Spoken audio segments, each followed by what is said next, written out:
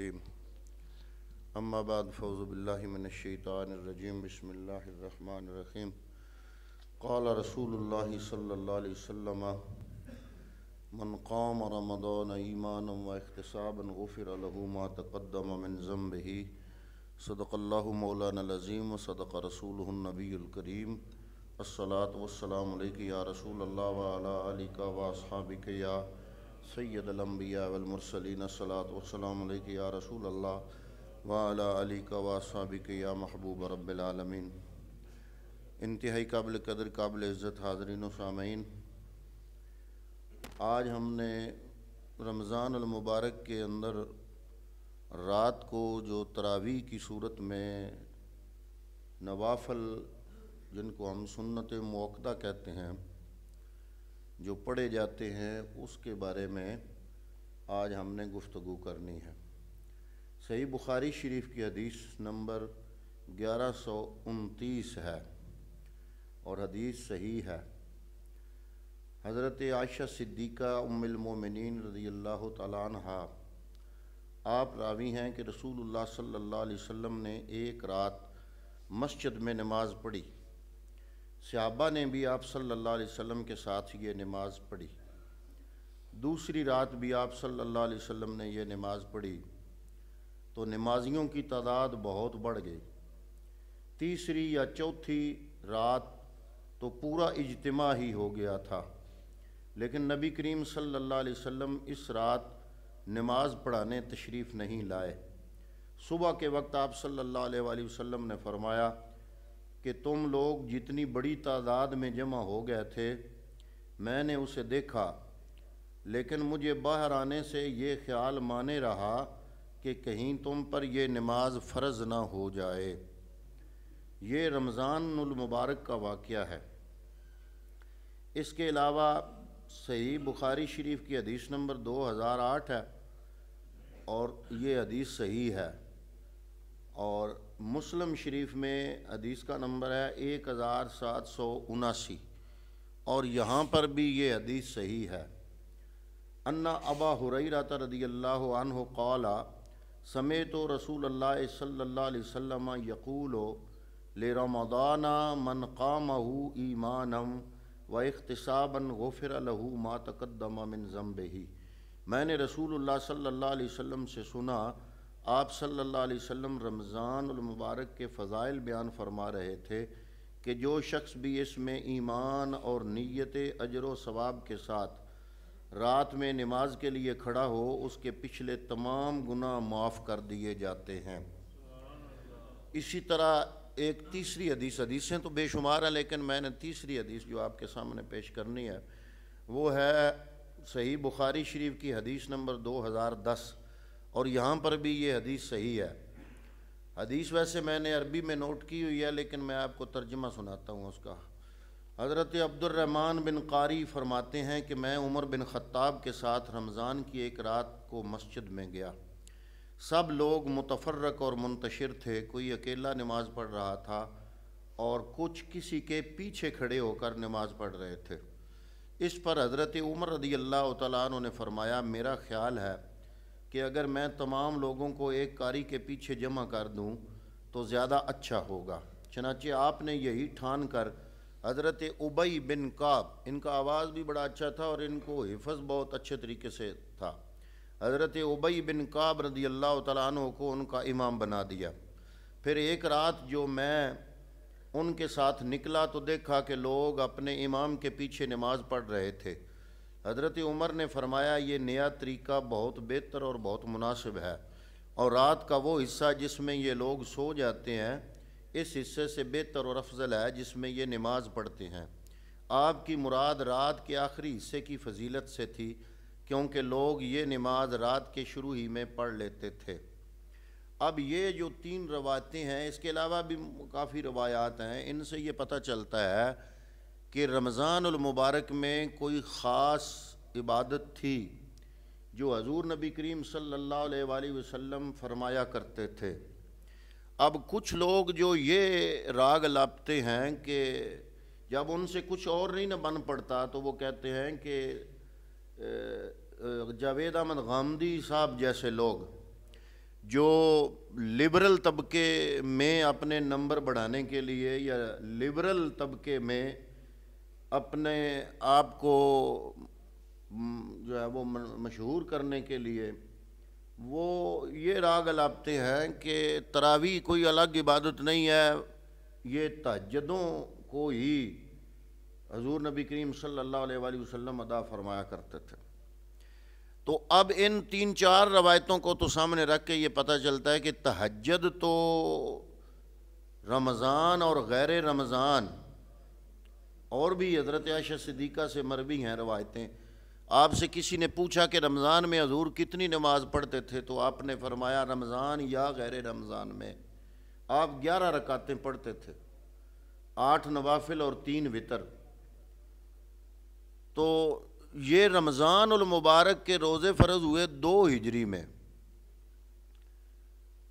اور تہجد شروع سے ہی مشروع تھا۔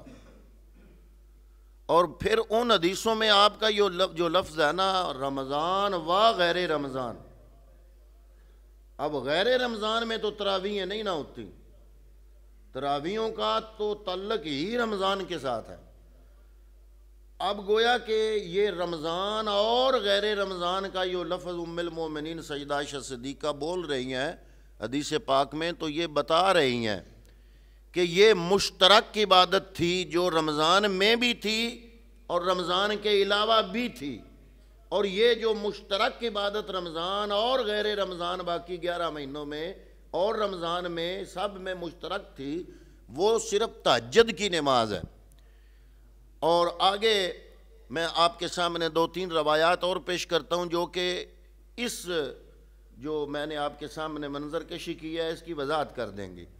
امام عبدالرزاق نے اپنی مصنف میں اور امام بہقی نے اپنی سنن میں روایت کیا ہے کہ عن ابن عباس ان النبی صلی اللہ علیہ وسلم کان یصلی فی رمضان 20 رکعتا سوی الوتر۔ حضرت عبداللہ ابن عباس سے روایت ہے کہ نبی کریم صلی اللہ علیہ وسلم وتر کے علاوہ رمضان میں 20 رکعت پڑھا کرتے تھے۔ 20 کا معنی ہے 20۔ اس حدیث سے اہل ظواہر سے مراد جو ظاہری الفاظ کو ہی دیکھتے ہیں جن کو آج کی اصطلاح میں اہل حدیث کہا جاتا ہے، اس حدیث سے اہل ظواہر اعتراض کرتے ہیں کہ اس حدیث کی سند میں ایک راوی ابو شیبہ ابراہیم بن عثمان ہے جس کے ضعف پر محدثین کا اتفاق ہے۔ اب یہ بات ذرا غور سے سننا، وہ کہتے ہیں یہ روایت ہے لیکن اس روایت میں ایک راوی ہے ابو شیبہ ابراہیم بن عثمان جس کے ضعف پر محدثین کا اتفاق ہے۔ اس کے جواب میں اولاً تو گزارش یہ ہے کہ ابو شیبہ پر بلا شبہ بعض ناقدین نے جرح مبہم منقول ہے، لیکن بعض محدثین نے اس کی تعدیل بھی فرمائی ہے، یعنی اس کو عادل قرار دیا ہے۔ علامہ ابن حجر اسقلانی فرماتے ہیں کہ ابو شیبہ حافظ ہے۔ ابن عدی فرماتے ہیں کہ لہو احادیث صالحۃ۔ یزید بن ہارون فرماتے ہیں کہ وہ عادل القضات تھے۔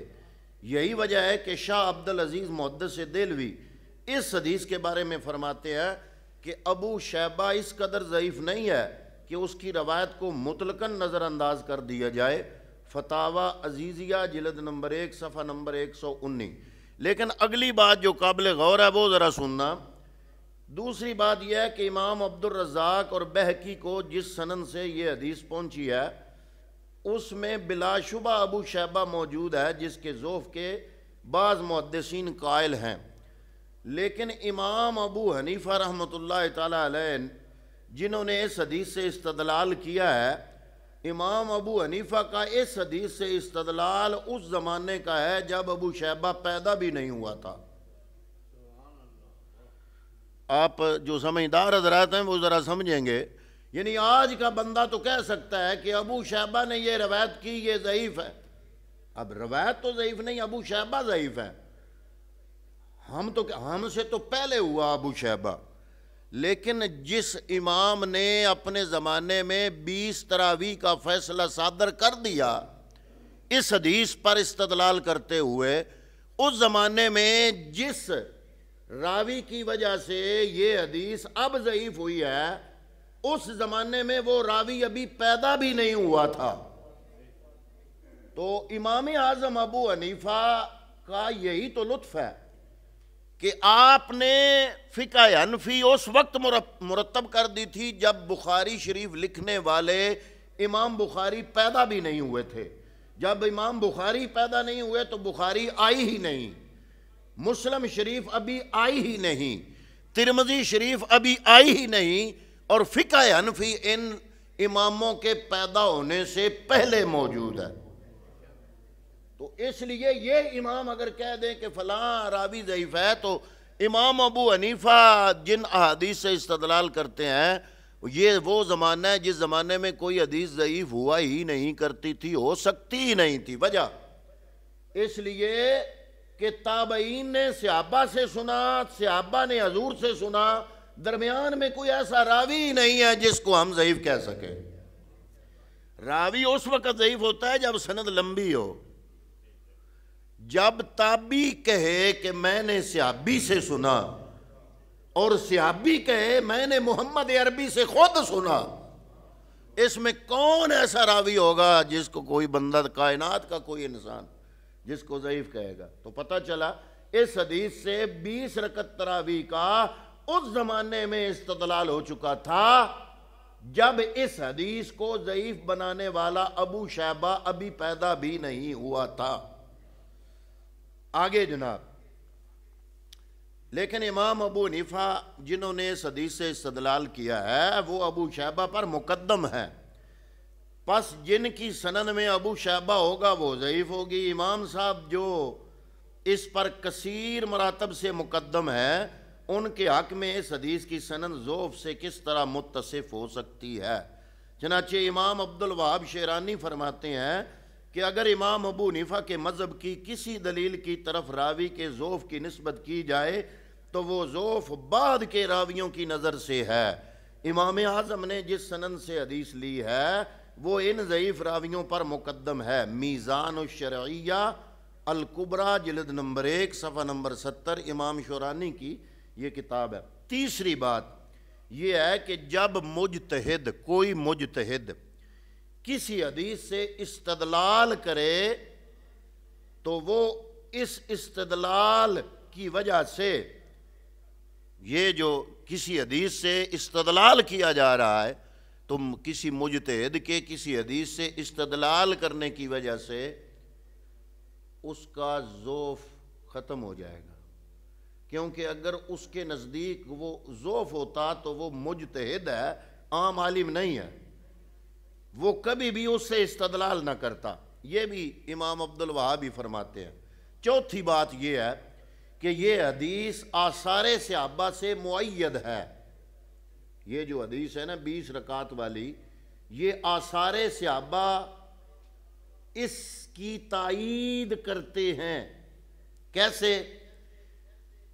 حضرت عمر فاروق، حضرت عثمان غنی، حضرت علی المرتضیٰ اور کثیر اجلہ صحابہ سے مروی ہے کہ وہ 20 رکعات تراویح پڑھا کرتے تھے۔ اب اگر عمر فاروق اپنے زمانے میں 20 رکعت پڑھتے ہیں، عثمان غنی اپنے زمانے میں 20 رکعت پڑھتے ہیں، مولا علی اپنے زمانے میں 20 رکعت پڑھتے ہیں، تو ان صحابہ کا جو ذاتی عمل ہے اس سے اس حدیث پاک کی تائید ہو رہی ہے کہ یہ ضعیف نہیں ہے بلکہ یہ صحیح ہے۔ امام بہقی نے اپنی سنن میں سند صحیح کے ساتھ روایت کیا ہے کہ انسا ابن یزید قال کانوا یقومون علی عہد عمر فی شہر رمضان ب20 رکعتا، سنن بہقی شریف جلد نمبر 2 صفحہ نمبر 494 حدیث نمبر 4393۔ اب یہ حدیث کیا بتا رہی ہے؟ یہ عمر فاروق کے زمانے کا عمل بتا رہی ہے۔ اب یہ کیسے ممکن ہے کہ حضرت عمر فاروق کے زمانے میں صحابہ وہ عمل کریں جو عمل حضور نے نہ کیا ہو. صحابہ سے یہ توقع کبھی بھی نہیں. ہاں کوئی ایک صحابی اپنا ذاتی عمل کرے تو بات الگ ہے. ہو مسجد نبوی، امام ہوں عمر فاروق، اور پیچھے مقتدی آپ اور میں نہیں، سارے صحابہ ہوں، اور عمل ہو رہا ہو 20 رکعت تراویح کا، تو اتنے صحابہ اکٹھے ہو کے وہ عمل کیسے کر سکتے ہیں جو عمل حضور سے ثابت ہی نہیں؟ کسی ایک صحابی کا تو چلو آپ بات کرو تو بندہ کوئی غور کرنے پہ تیار ہو جائے. جب مسجد نبوی کا ماحول ہو، عمر فاروق امام ہو، تو ظاہر زمانہ وہ ہے کہ جب صحابہ کی کثرت ہے، وہ اتنے کثیر صحابہ وہ عمل کرتے رہے جو حضور نے نہیں کیا. یا آج کل جیسے وہ پہلے لوگ بہت، اگلے دن ایک بات ہو رہی تھی کہ علم بہت زیادہ ہو رہا ہے دین کا. میں نے کہا ہاں، جب علم کم تھا عمل مضبوط تھا. جب علم بڑھتا گیا تو ہمیں پتہ چلا کہ یہ سنتے ہیں اتنی ضروری نہیں. وہ علم آیا، اتنا بابرکت علم آیا، اس سے سنتیں چھوٹ گئیں. پھر مزید علم آیا تو ہمیں پتہ چلا کہ حضور نے تو 3 دن نہیں پڑھی تھیں. تو علم آیا لہذا تراویح بھی ضروری نہیں. بڑا بابرکت علم ہے کہ جوں جوں آتا جاتا ہے لوگ سجدوں سے محروم ہوتے جاتے ہیں، نوافل چھوڑتے جاتے ہیں، اور سنت غیر موقدہ کو غیر ضروری سمجھتے جا رہے ہیں. اتنا بابرکت علم ہے کہ حضور کی جو سنتیں ہیں ان کی اہمیت کو ختم کیا جا رہا ہے. تو یہ علم کا نام نہیں ہے، اس کا نام علم نہیں ہے، یہ دین بیزاری ہے. یہ اپنی طلب کے لیے حجتیں تلاش کرنا ہے دین کے اندر. آپ خود اندازہ لگائیں، جب حضرت عمر فاروق کا زمانہ ہو، امام ہوں وہ، پیچھے صحابہ کی کثرت ہو، مسجد نبوی کا ماحول ہو، اتنے بندے مل کے جو صحابہ ہیں وہ ایسا عمل کر سکتے ہیں جو حضور سے ثابت ہی نہ ہو. اب یہ بہقی شریف ہے. اب اگلی بات، تیسری حدیث پاک میں پیش کرنے لگا ہوں ترمذی شریف سے. امام ترمذی اپنی صحیح میں فرماتے ہیں وَأَكْثَرُ أَهْلُ الْعِلْمِ عَلَىٰ مَا رُوِيَ عَنْ عَلِيٍّ وَعُمَرَ وَغَيْرِهِمَا مِنْ أَصْحَابِ النَّبِيِّ 20 رَكَعَةً. ترمذی شریف حدیث نمبر 806.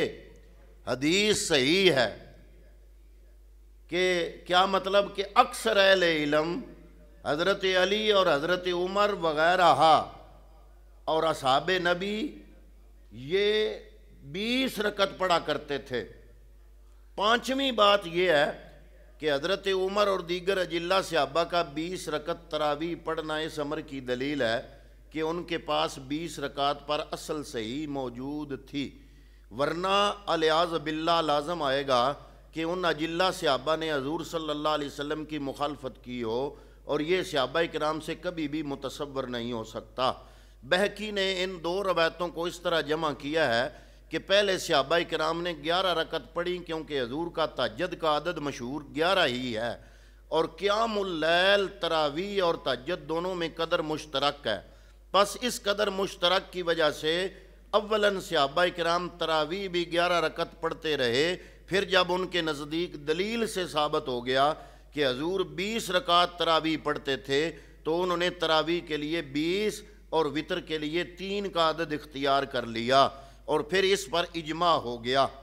6ٹھی بات یہ ہے کہ 20 رکعت تراویح قیاس کے بھی موافق ہے، کیونکہ یہ نوافل ہیں اور نوافل فرائض اور واجبات کے مکمل اور متمم ہوتے ہیں، اور وتر سمیت دن رات میں 20 رکعت فرض اور واجب ہیں. جو نماز آپ پر فرض ہے نا، فرض اور واجب ہے، وہ رکعتیں اگر ساری گنے تو 20 رکعتیں بنتی ہیں، تو اس کا تتمہ نوافل ہوتے ہیں.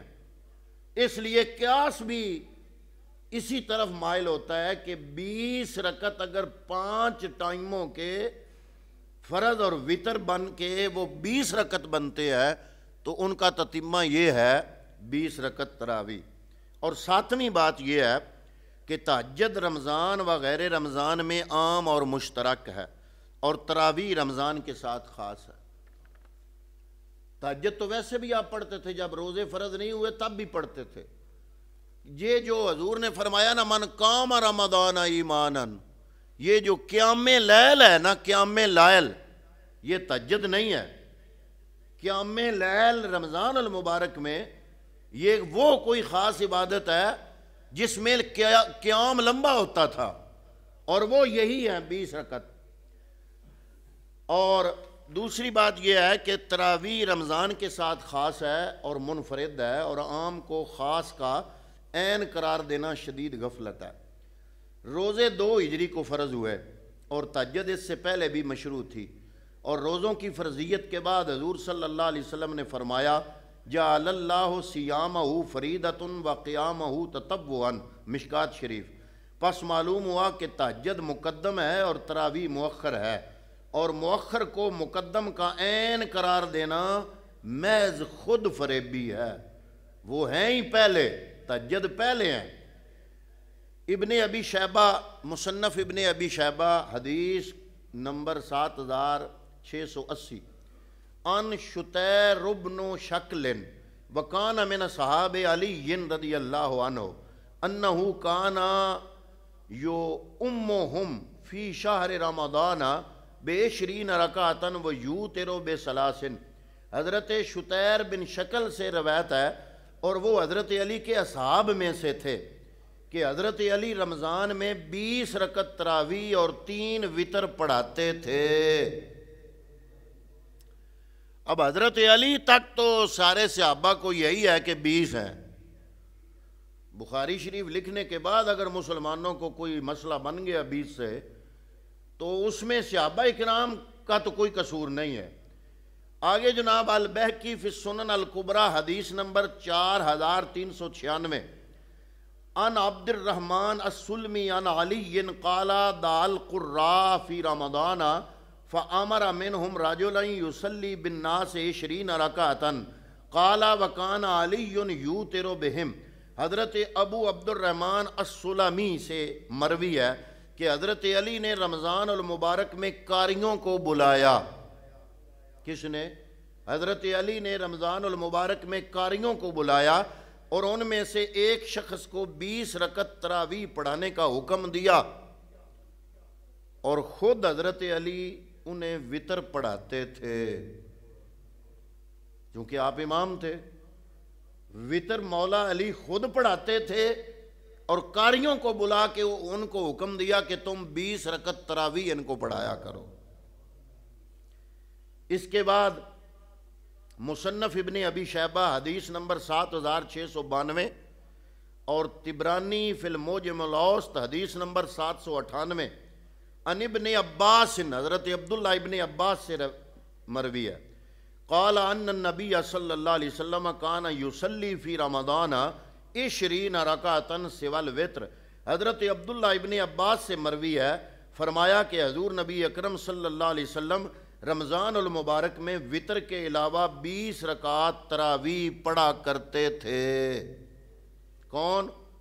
حضرت عبداللہ ابن عباس روایت کرتے ہیں کہ حضور نبی کریم صلی اللہ علیہ وآلہ وسلم، یہ کون ہے عبداللہ ابن عباس؟ حضور کے چچا کے بیٹے، کہ حضور نبی کریم صلی اللہ علیہ وسلم رمضان المبارک میں وتر کے علاوہ 20 رکعات تراویح پڑھا کرتے تھے۔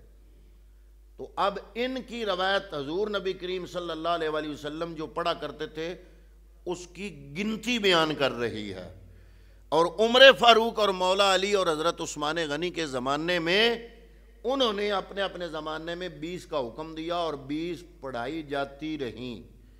تو اس لیے علماء احناف نے، فقہائے احناف نے، اور امام اعظم ابو حنیفہ کا یہی نظریہ ہے کہ رمضان المبارک میں جو قیام اللیل ہے نا، رات کا قیام، وہ ہے تراویح۔ باقی تہجد بھی ہیں لیکن وہ تراویح سے الگ ہیں۔ وہ عبادت رمضان اور غیر رمضان میں تہجد کی حضور نبی کریم 8 ہی رکعت پڑھا کرتے تھے، اور 3 وتر آپ پڑھا کرتے تھے۔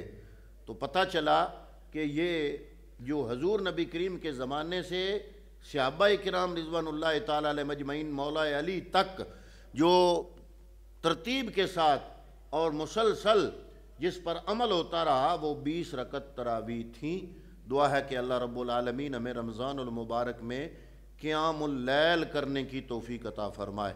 وما علی الا البلاغ المبین۔